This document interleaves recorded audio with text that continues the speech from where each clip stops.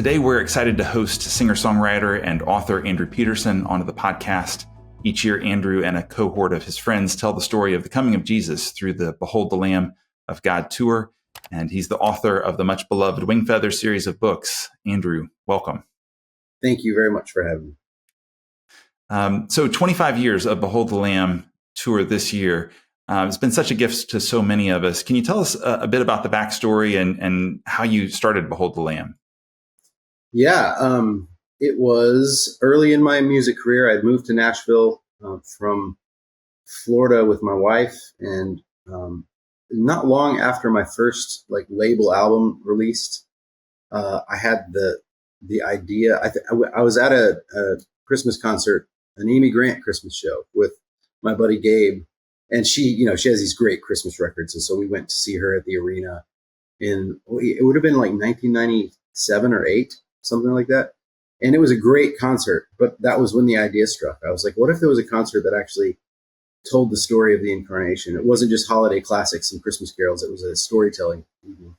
And that was the reason that idea popped into my head, I think, was because having grown up in the church, my dad was a pastor, and I grew up just enmeshed in Christian culture, all the VBS and the Sunday school and the church camp and the whole thing.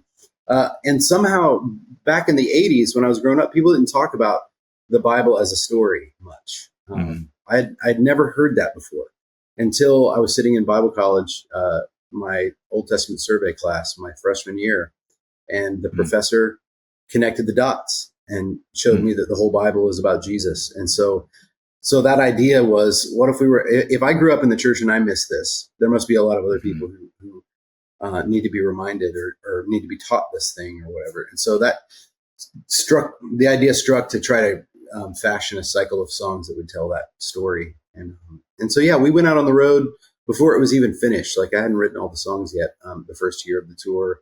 But I knew that it needed to be a concert that was done in community. It was like, it wouldn't work.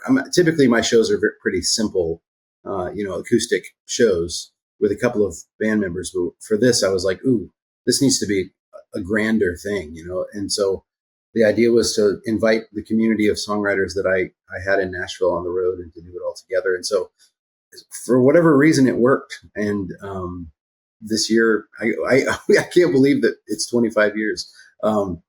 And I hope to keep doing it. I don't know if I can do it at the level that I've done it at the pace that I've been doing it. But yeah, the beautiful thing to me about it is that I just turned 50 a couple weeks ago, and the story hasn't changed a bit, but I have changed in relation to the story a lot, And so it's just such a cool thing to have this center of gravity that is the gospel story, and then as I age and as we suffer and we become more like Jesus in different ways, and we change and our faith deepens and grows, things are different. And so it's like we're just circling around this multifaceted jewel that every angle, every year we sing it from a slightly different angle and understanding even more how beautiful it really is. That's how it feels. So I'm very grateful. As you think about this season that you're continuing to press into, and you've got such a beautiful mix of different people that are a part of the tour, and have been for so many years. You've got Andy and Jill that have been doing this, so long with you. And yet you've got some of these guys, Arcadian Wild, coming in, and others that have been just doing it maybe a few years. And maybe you're moving into a season where you're a little bit more of an elder statesman, on the tour. How does it change your role at all? Does it change the feel? Can you speak a little bit more about, where you see yourself now? That's a good question. I was just talking to a young songwriter last night about how I don't think of myself as an old guy, but I think I'm an old guy now in music terms, compared, my daughter is married and is a touring songwriter. And so it's like, it hurts my brain to think about. But yeah, so many of these young people, I could be their father, which is a crazy thought. With Behold the Lamb of God, it's fun. The last three or 4 years since we released the 20th anniversary version of the album, and that was kind of when we invited Arcadian Wild and Jess Ray and some of these other younger artists to be a part of it, along with the old guard. We locked into that group of people on the tour. So it's been this really sweet community that's been on the road, and I'm such a huge fan of the younger, everybody obviously, but Arcadian and Jess and Sky's been a part of the tour for years. And so the cool thing is, and I'm not supposed to talk about this publicly too much yet, but we're thinking about splitting it into two cells and having Jess head up Jess Ray Presents Behold the Lamb of God. And so that she can invite her younger community into the story and go out on the road with Arcadian Wild, and they can do their own version of the show. As us old people slow down a little bit. And, I want to keep doing the show at the Ryman, and hopefully we can all do that together.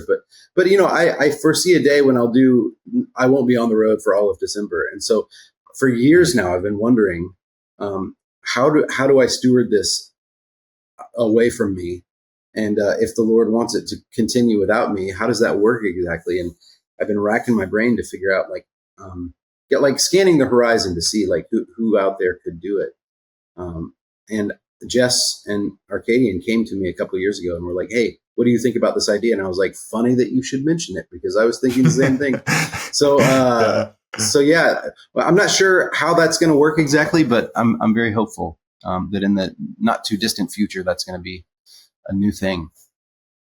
Well, that's so exciting and such a gift. I mean, coming and hearing Jess for the first time a few years ago, her songs, immediately brought my wife and I to tears. And then when you came back a couple of years ago, and I think she had gotten sick, and Sky filled in for her, and we were like, "Oh, well, we're not going to get to hear her." But then Sky, her songs were just like overwhelmingly good. And, we were like, "Oh, well, now we've got, new, favorite artists who are younger." So what a gift, even in the way the Lord works there. But that's exciting to hear.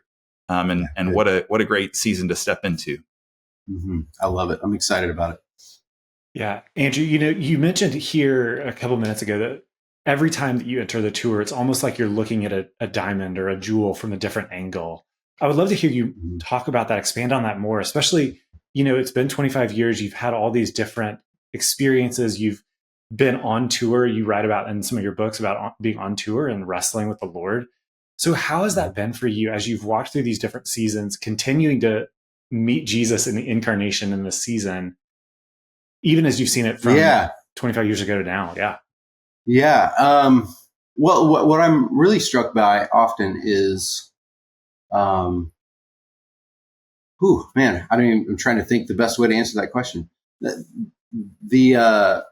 A few things come to mind. The first thing is the community that has kind of locked arms to tell this story together.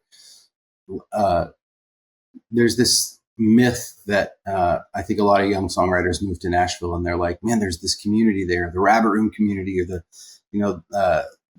and you get here and then you find out that it's just people, and people are sinners, and community is really, really difficult, right? And church is that way. It's like, if you show up at a church and you're like, "I have found the perfect church," then get ready for some disappointment, right? You're like, gear yourself up for the fact that you're going to be disillusioned at some point.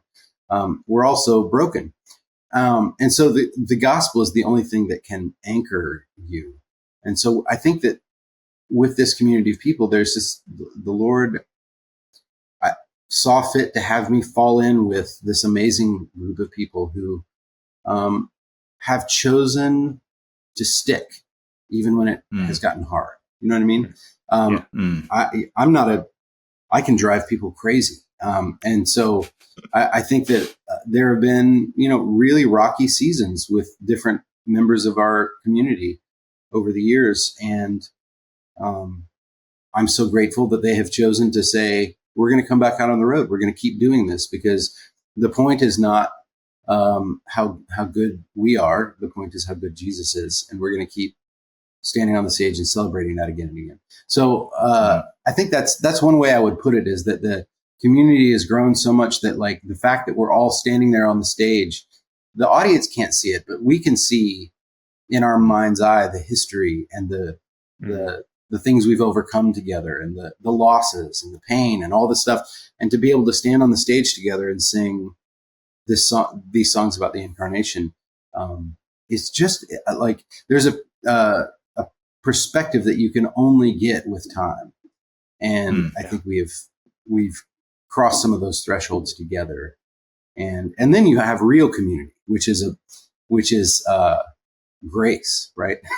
It's mercy. It's like, it's not this like idyllic fake world. It's a real world with a bunch of bumps and bruises, and then but that's a better version, right? I would rather be known and loved than be in some, kind of faux community where everybody's kind of fake with each other. And I think the gospel gives us permission to do that. Yeah. I was just going to follow up on that. One of the core parts, obviously, of community is those closest to you, Jamie and your kids. And, you've been doing this for 25 years. And, there's strains that places on a family that you've talked about from time to time, just being gone, every December. What does it look like? What are things that maybe you and Jamie have done together to try to make sure that you're preserving, that core community, your family, even in the midst of being gone, most of December? Oh, yeah. Well, it's and to be clear, it's not just December. It's like touring all the rest of the year too. And then December is just like the cherry on top. Sure. And so this is it's a life that we chose that has not been easy. It's been so rich and good though, And so our answer for that, two things, Jamie is amazing and has done this incredible job of supporting and encouraging me, but also like we're celebrating our 30th anniversary later this year, and it's becoming clearer and clearer to me that she's the star of the show, that she's the rock star, that when our family is all together, we just kind of marvel at her and what an amazing human being she is. And the way she has cultivated just a kind of easy closeness among our children. It's all stuff that like I stand in awe of. That's not my gifting. My gifting has been something different. So she's been amazing. And so one of the things that she was really good about was reminding our kids that when I'm gone, I'm out there working, and that I'm doing it for a reason. It's because this is what God has called your papa to. And also he would rather be home. We tried to make it very clear to my kids that like, no matter how great the tour is, I would rather be home with the kids. But this is the thing that we're choosing to do because we believe in it. So I think that was a good thing. And then the other thing that I was thinking about, and now I've lost it. This is what happens when you're 50. I had two things, and that was the first thing. The other thing is really intentional time together. So when the tour is over, we try really hard we did a lot of adventures as a family together where we would go off somewhere together, and this is our time. And so we had a lot of meaningful time on the road or on vacation, or meaningful time at home when like, okay, I'm home now for the next month. I'm going to be writing my books or whatever in the morning, but I'm home for dinner every night. And to try to really lean into those times to counterbalance the travel. Yeah, I think we had heard you talk at one point about January kind of being a no-fly zone. After you got back, at least some years on the tour, just carving out that space, for family. Yes, for sure. So, can you talk a little bit more about just what it is, maybe even more broadly, to carve out space for sabbatical and rejuvenation in the midst of, kind of the intensity of what it is to travel, what it is to, have a set of expectations, maybe on you that you're always on in some way when you're out there doing those kinds of things. What does it look like over the years for you to pursue, rest and rejuvenation? Yeah. It's been a tricky one. If you're self-employed, it's really hard to clock out, right? Yeah. I love my job and I wouldn't trade it for anything. I'm very well suited for it, But I do have sometimes a little bit of envy for the folks who like clock out at 5 and they come home and they can watch a Netflix show or whatever, and just their brains are turned off. I do try to do that, but it takes discipline. But I would say my first quote unquote sabbatical was, I wrote about this in one of the books. It was because I was at the end of my rope and I was so tired. I was talking to my counselor and he said, "Have you ever taken a sabbatical?" And I laughed through my tears. I was like, self-employed singer-songwriters don't get sabbaticals. Nobody can give me the time off. And he was like, "Well, if you could, take a sabbatical, what would you do with it?" And I said, "Well, I would want to go someplace I've never been with my family. And so that we could experience something like that, an adventure together." And so that bit was the spark of the idea that led us to a 2-month trip in Sweden and the UK as a family. And we did this like hippie troubadour, like the irony is I played 14 concerts during my sabbatical, but I did it with my family, right? We were on the road in this rental car, taking up love offerings at these churches, and had an envelope full of cash that we would use to get to the next town. And we were staying with, host homes and pastors, whoever would let us crash. And so we had this really sweet adventure together, and which leads me to where we are now, which is that, I heard a talk. There was a guy teaching a bunch of pastors on lessons that pastors can learn from Celtic Christianity, and he said a couple of really interesting things.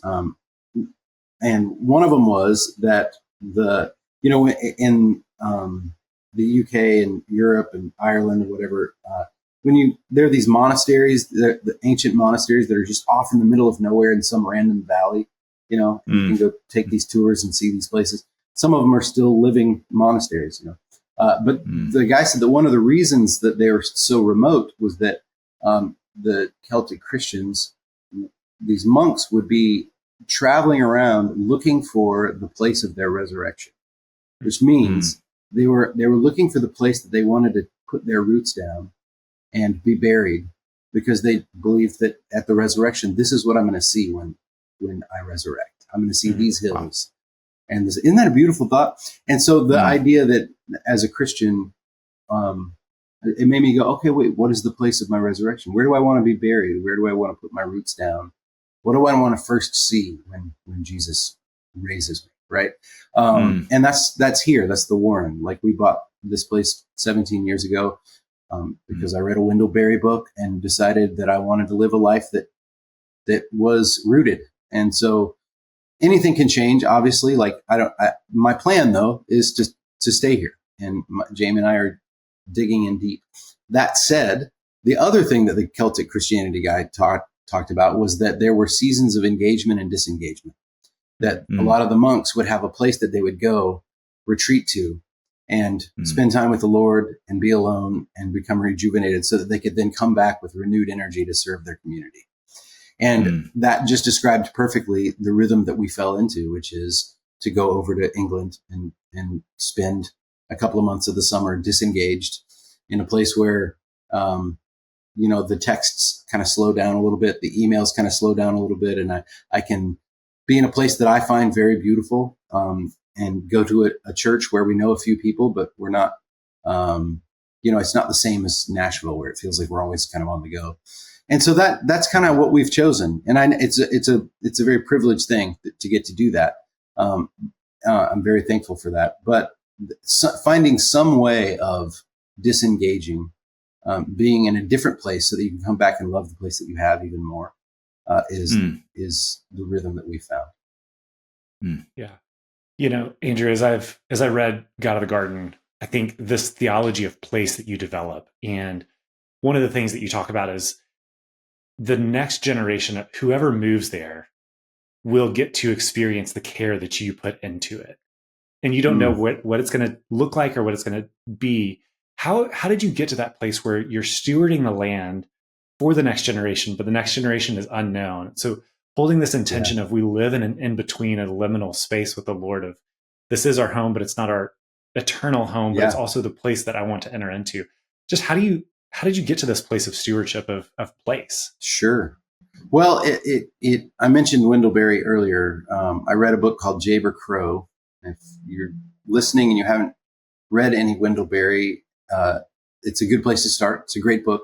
It's not an easy book. It's a big one. There's another one called Hannah Coulter that is maybe like softer entry point for Wendell but he's this Kentucky farmer who is a poet and a novelist and an essayist who's been has been drawing attention to American culture's disconnection with place for like 50 or 60 years, right? And talking about how we're losing something really important by in this culture where people bounce around as much as they do. And so I read that book, and it just named an ache that I'd had for most of my life. Like, because I was born in Illinois and grew up in Florida, I never really had a place. You know what I mean? We always lived in church parsonages, so we didn't even live in a house that we owned. So for whatever reason, that created in me this longing to know where I belong.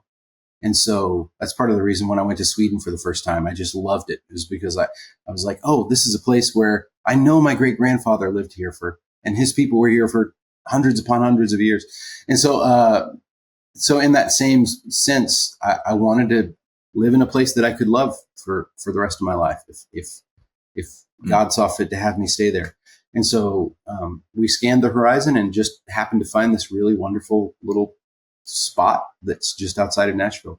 And so that began the love affair. Does that make sense? And so that it's like the place speaks to you. So it's like we moved here.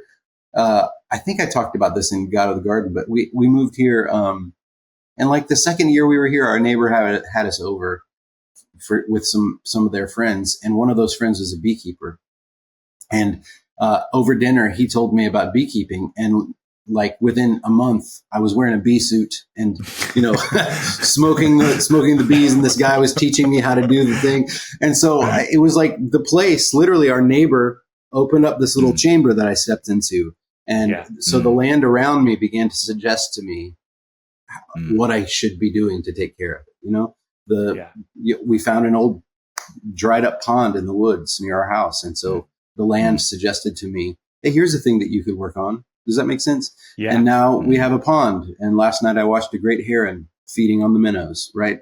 And so I think that if you stop looking at scanning the horizon for the next best thing, it's not easy. Like it's you have to decide.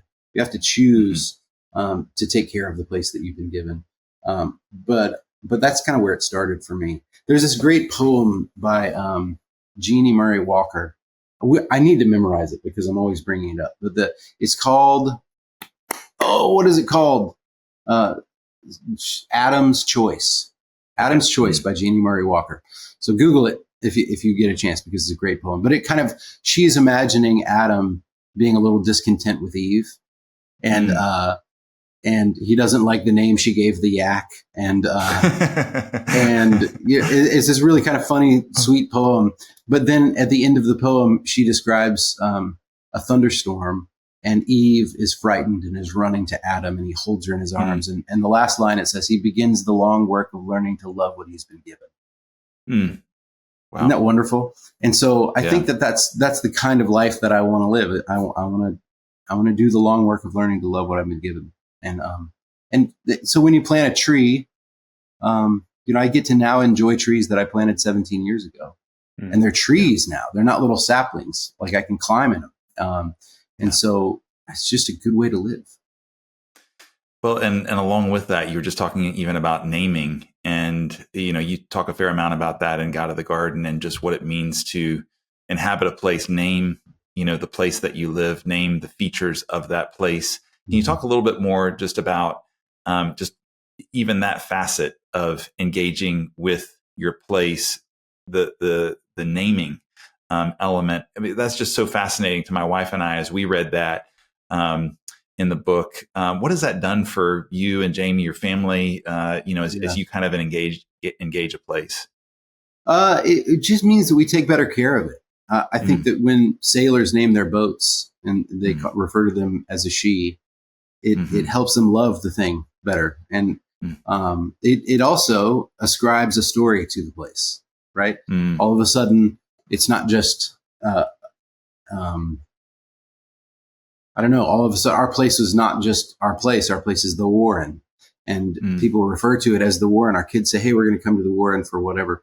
And it has now entered the story of history in a different way than it did before. And names are, a big part of the Wingfeather Saga. Like naming is a huge part of that, partly because of the spiritual journey I was on when I was writing those books. I have struggled with self-loathing. I wrote about that a little bit in the God of the Garden. Just my tendency to believe the voices of the enemy over the voices of my Father. And George MacDonald, this friend of mine, Ron Block, who's a banjo player, is a big George MacDonald fan, and he sent me some passages from George MacDonald about naming and this idea that, Revelation talks about the white stone with our true name written on it. Our name is written on his hands, right?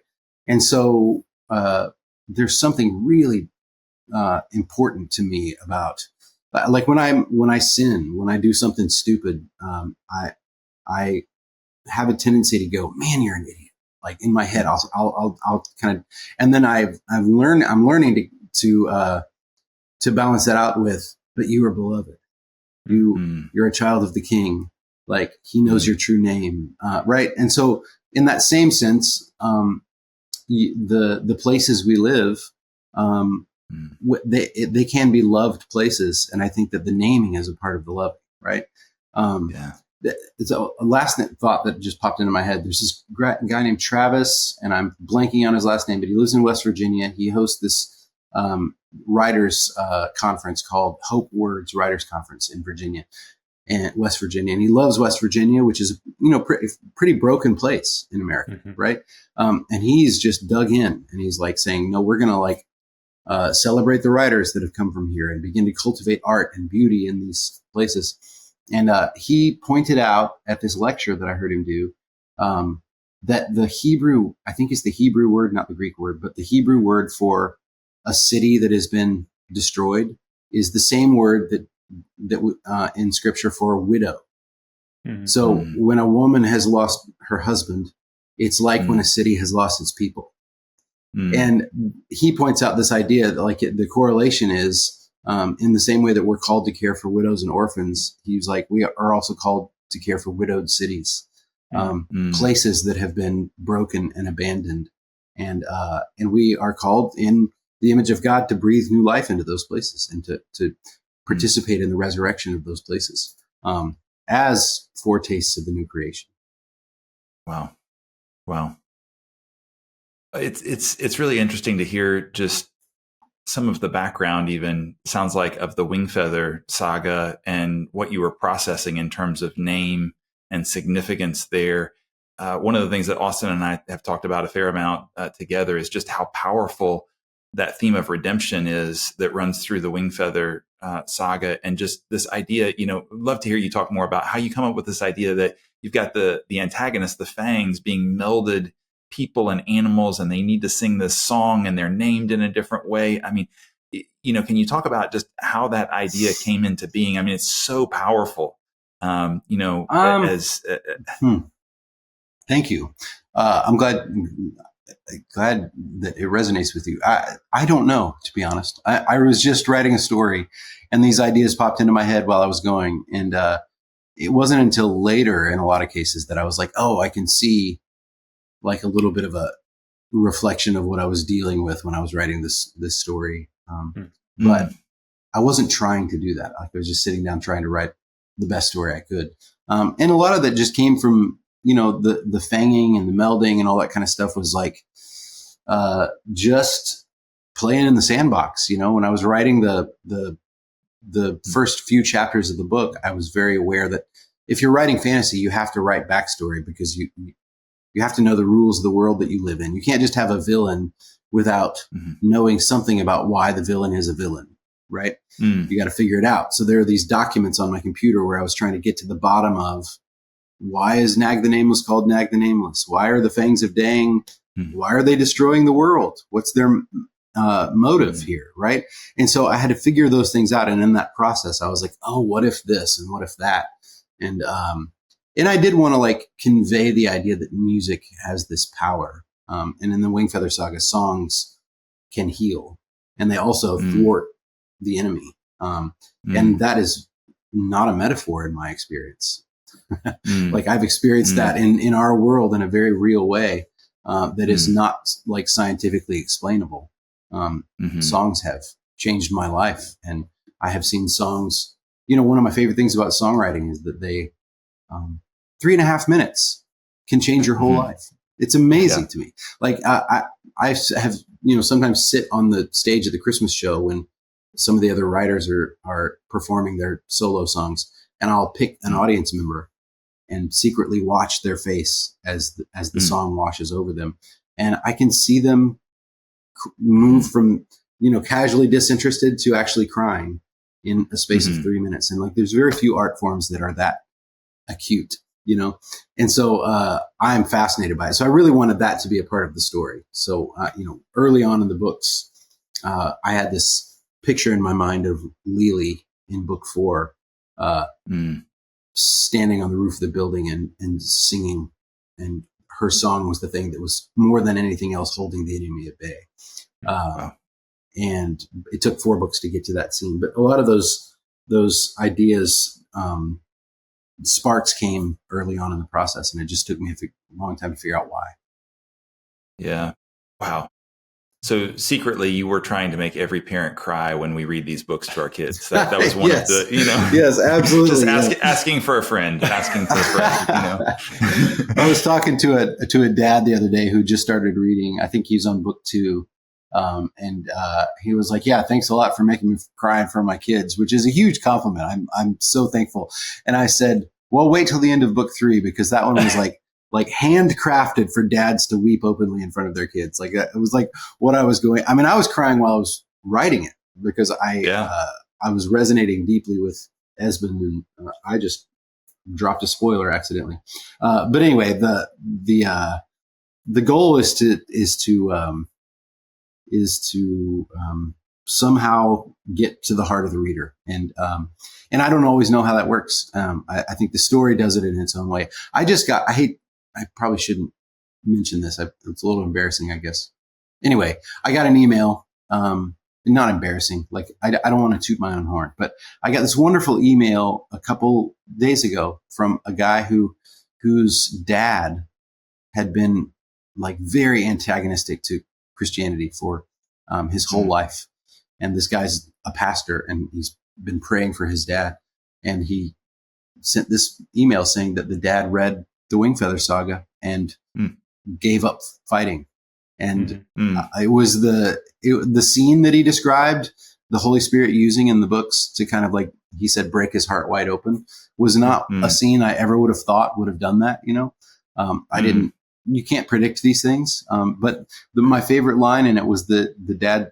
He said that his dad now says that God saved me through a story for little kids, quote unquote. He says that says it sheepishly and joyfully. And I just I read it to my wife, and we both sat there crying because that is so clearly not me, right? It's so clearly not the author of the books going, I'm going to write a scene that's going to make somebody become a Christian one day.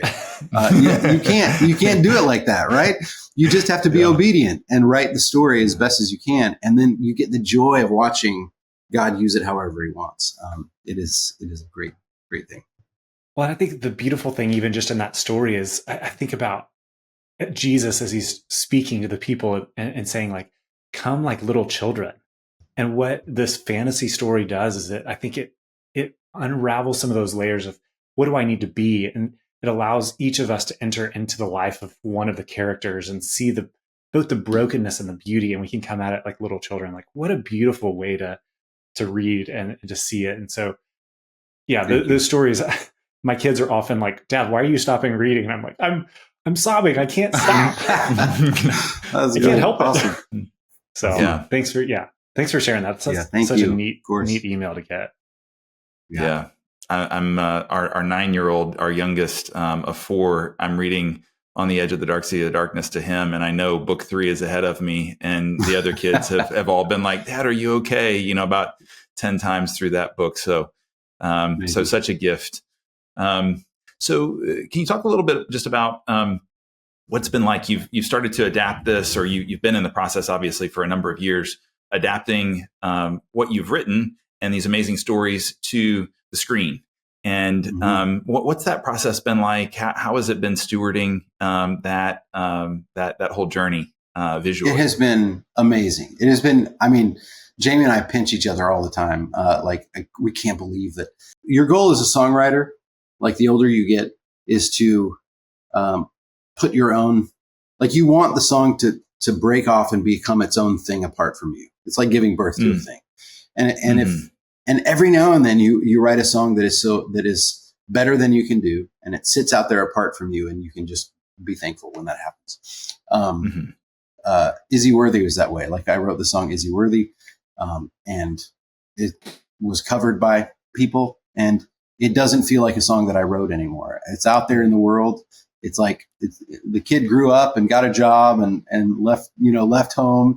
And it's just a joy when that happens. And so that's kind of what it's been like for the Wingfeather animated series, is that the kids now who watch this show aren't thinking that Andrew Peterson wrote this story. They're just lost in the world of Janner and Tink and Lily. And it's in the same way that, like, when we were kids, we didn't think about,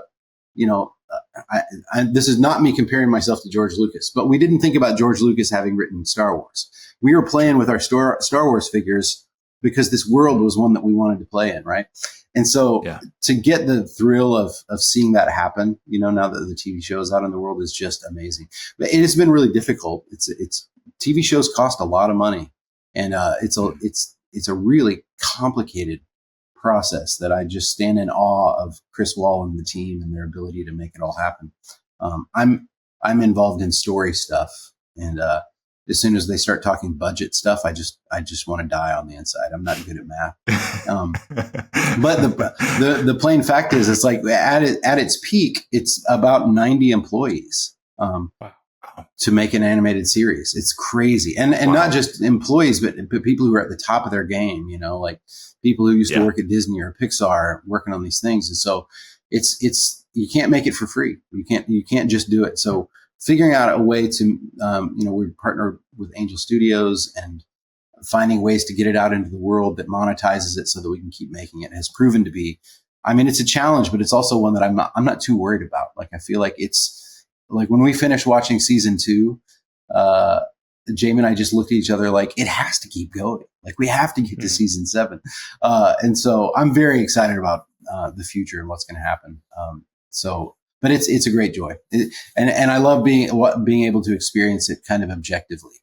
Like, I'm just one of the many people in the room. And so it almost feels like it's not my story anymore, in the best way. Yeah. Along the way, and I can't remember which book it was that you mentioned this, but you said you kind of picked up, one of the reasons that you picked up writing, the Wingfeather Saga, was because, you needed to put food on the table for the family, and people move to Nashville, they become musicians, they have a realtor's license, or they do other kinds of things, to be able to supplement income in different seasons. And so, obviously you've got these books that now they've got this wide appeal and have had a tremendous impact. Were there any points along the way, maybe after you had published the first, book or first couple of, was there ever a point where you said, I'm not sure I can do it. I'm not sure I can get to the end of this. I'm just curious, now it's a roaring success, and, it's had so much impact, but I'm sure along the way, there must have been points where you're just like, oh my gosh, this is a struggle. What was it like? Were there moments of that, or can you speak to that? One of the big ones was when the publisher of the first 2 books opted to not publish the rest of it. Wow. And I was, and my music career was kind of the same way. So it's weird. I think it didn't feel like it was a successful career while it was happening. It just felt like we were just clawing our way, to try to get to the next show and to get to the next season. And there were many years where the Christmas tour is the only thing that got us through the year. It was like, we'd make it financially to the Christmas tour. We knew that would do okay because they were bigger shows. And then we would have January with a little bit of money in the bank, and then taxes would come and take it all. And so it was like this, and then the cycle would start again. It's like, well, I guess I got to go on the road. I guess I got to work on my books again, And so it was just this long, but it was also rooted in a strong sense that this was what God had called me to do. He had asked me to do this thing, and I was just going to keep doing it as long as I could. And I couldn't really imagine any other thing that I would be doing. And so I remember I got, dropped from my first record deal and feeling, the punch in the gut that, all the things that come with that. It's not just like, oh boy, is that going to make it harder to provide for my family, or, oh no, there was a conference room. That is what I thought was, wow, there was a conference room meeting in a building in Nashville, where they all talked about me and decided that I wasn't worth their investment anymore. That's a really sad way to put it, but that's how it felt when I was 25 or 30 or whatever. It's like, oh man, I guess it isn't working. But by God's grace, I was in the process of making the Behold the Lamb of God record when that happened. And I was like, well, I guess we'll just keep going, find a way, call somebody with money to help pay for this, and keep coming up with ways to keep the ball rolling. Because at no point did we have a sense that, when my head was clear, I didn't have a sense that I was on the wrong track. If I felt disillusioned by somebody else's decision about my music or whatever, I would then turn to my community and say, this hurt. I don't know what to do with this. What do I do? And if your community is saying, keep writing music, keep telling your stories, we'll help you, then that means that's how you can kind of discern whether or not a closed door is God saying no, or it's a door that you're supposed to kick down. You know what I mean? And so once again, I'm so thankful that I was a part of a community of people who were way less worried about how many records I had sold and way more interested in the writing life and like what it means to be a member of a community who's a Christian, who's been given a gift, who's called to share these things, for God's glory. So, with the Wingfeather books, it was after book 2, got the call that they were not going to renew the contract. And I was like, here we are again. I can't believe this has happened a second time. And I felt really sad about it, but then washed my face and said, okay, I'm going to keep writing. And it worked out better than I could have ever dreamed. Like in both situations, like the fact that the path that I was kind of pushed onto was a far better path than the one that I was on. That's just so special to hear the way the Lord worked through that. I mean, I just listened to Just As I Am for the 500th time, last week and cried. And, it's just like, I mean, even, hearing you walk through that process of like, okay, Watershed says we're not going to renew after Love and Thunder. And yet, for many of us, it's just like that album was fantastic. It was, it was so impactful.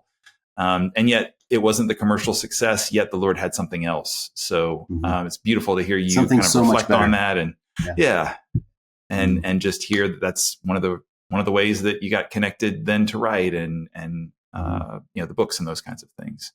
Yeah, Spencer, as you were talking there, and even Andrew, as you were thinking, I've heard you say in the past that the obedience is a big piece. It's not about success or failure. Am I obedient to my call to the Lord?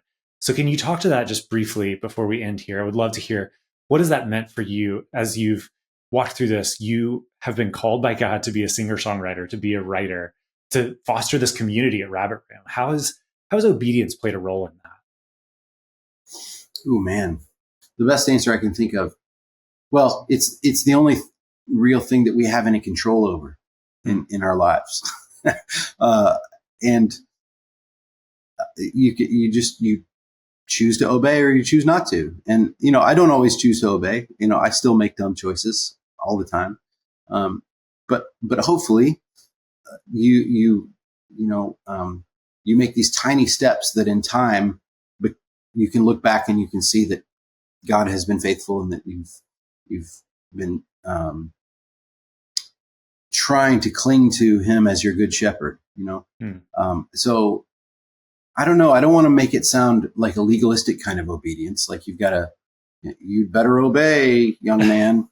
But we're always presented with a choice, you have agency, and that choice seems to be very precious to God. That it cost him. The cross was the cost of this choice that we've been given, and so in every moment we can choose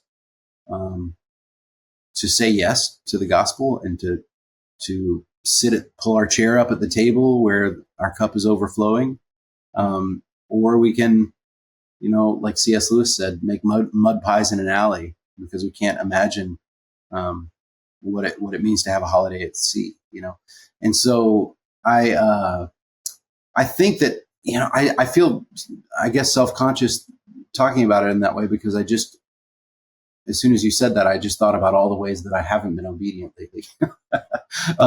But I guess at the same time, when the thing that pops into my head is this great Wendell Berry poem where he talks about his wife and how when he married her, he was choosing to give her the love that he had for all other women. And that I'm going to make this choice to love you with that love, no matter how hard it gets. And so in that sense, I think I've thought back to when I was 18 years old or whatever, and I was at this youth conference, like you would, like we kind of, the cynic in us can roll our eyes at and be like, oh, remember that? There was an altar call and I did the whatever. Mm-hmm. But I remember going down front and committing my life to the ministry when I was 18 years old at this youth conference. And I think that when I have been frustrated or lost or whatever, I just go, unless God, absolutely makes it clear to me that I'm not supposed to do that. That's the thing that I signed up for. Right. Mm-hmm. And so, in some way or another, I just want to be obedient to that. And another thing that pops into my head is that, I have for many years tried to seek out older friends. I really value my friendships with older folks, because they remind me of what's really important. And so, and what is really important is a life in Christ that is kind of surrendered to His good pleasure, whatever that may look like. So I'm nervous anytime I start talking about stuff like this because I'm like, oh man, he's going to make me put my money where my mouth is tomorrow, and I get nervous about it. But that's also a result of my kind of legalistic upbringing, where it's almost like I'm afraid of God. I'm afraid. It's like, why am I still so afraid that He's going to give me something that isn't good for me? Like I know what comes from His hand is going to be good for me, and so I'm doing my best to choose that in small ways. Yeah. Well, thanks so much just for your reflections and just sharing about Wingfeather, about Behold the Lamb, about your journey as a steward. You've blessed us and so many others. And so we'll look forward to being able to share this with many people. Thanks, Spencer. Thanks, Austin. Appreciate you guys very much. If you found this episode valuable, share it with a friend and subscribe on your favorite podcast platform so that you don't miss the next episode. This content was provided by Second Half Stewardship. We are in Knoxville, Tennessee, and you can visit our website at www.secondhalfstewardship.com. The information in this recording is intended for general educational and informational purposes only and should not be construed as investment advisory, financial planning, legal, tax, or other professional advice based on your specific situation. Please consult your professional advisor before taking any action based on its contents.